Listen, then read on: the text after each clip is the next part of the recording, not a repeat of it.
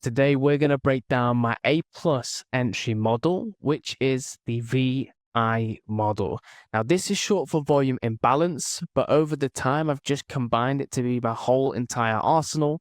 But let's break down this specifically, how I made $503 within 32 seconds, scalping NQ.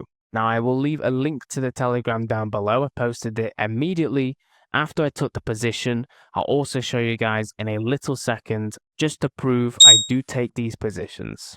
So starting off, what is a volume imbalance?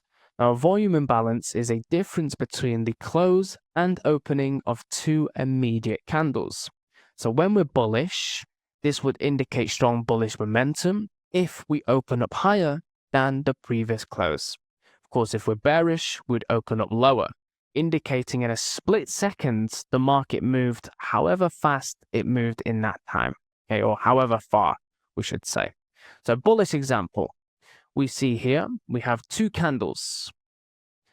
In a split second, we've seen that we closed and opened up higher, indicating what? Bullish momentum and speed, right? We want to be trading fast trading markets which have the highest success rate. So we opened up at 17.12 and we closed at 17.11. In that split time, we had bullish momentum driving the market higher, not even allowing to close or open at where we closed. This is important because if price is just delivered from a fair value gap or a breaker or a inversion fair value gap, order block, whatever entry model you use, you can utilize these as an indication we're going to continue. Maybe you had fear of holding your trade, you see a volume imbalance, you now have confidence we will continue up higher. So there's a bullish example. Now a bearish example is when we close and open lower. So here we closed at 16,978.5.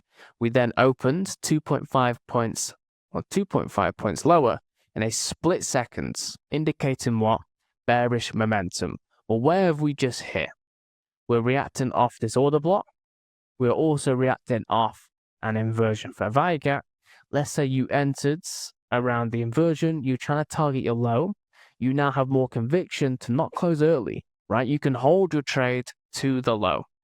So that's volume imbalances. Let's go and break down order flow because this model is used for continuation trending markets. So going back to here, let's go and break this down. So we're trading continuations. What does that mean in my opinion? Now, normally how I approach the markets is we trade reversals. So if we sweep the 4-hour high, we're going to look to sell. If we sweep the 4-hour low, we're going to look to buy. Okay.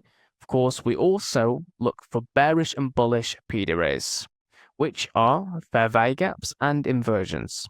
We see here price is delivering from a bearish fair value gap. We've also swept the 4-hour high. Well, why was I still looking to take a buy position? Now, this is based on order flow, and we only take one position. Okay, so we can see here we should be looking to sell. We're taking a buy because of this order flow. Price on the 1 minute is respecting bullish gaps, disrespecting bearish gaps. Long as you don't take the first fair value gap and wait for the second, you should be fine to take the next volume imbalance.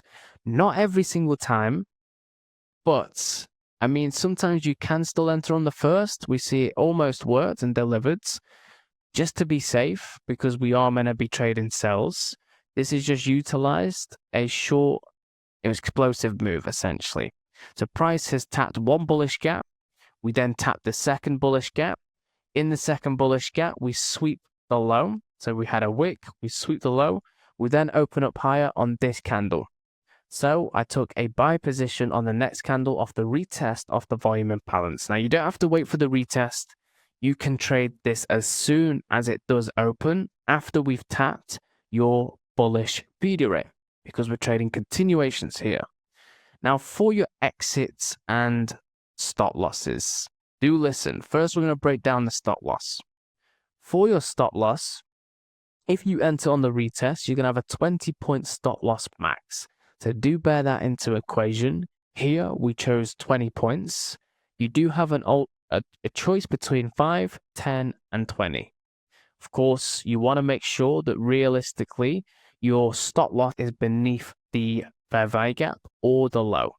In this instance, we see the price was not beneath either of them, but it's extremely volatile. I cannot change the stop loss anywhere beneath 20. Didn't want to miss the move, so we still entered the position.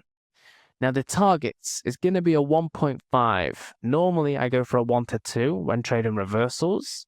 With continuations, you have to bear in mind our way of trading or analyzing directional bias is super effective. So we're trading against that. We want to get out at the immediate low hanging fruit, which in this instance was this short-term high. So you mark out a 1.5, then the next immediate liquidity. It can be a swing high.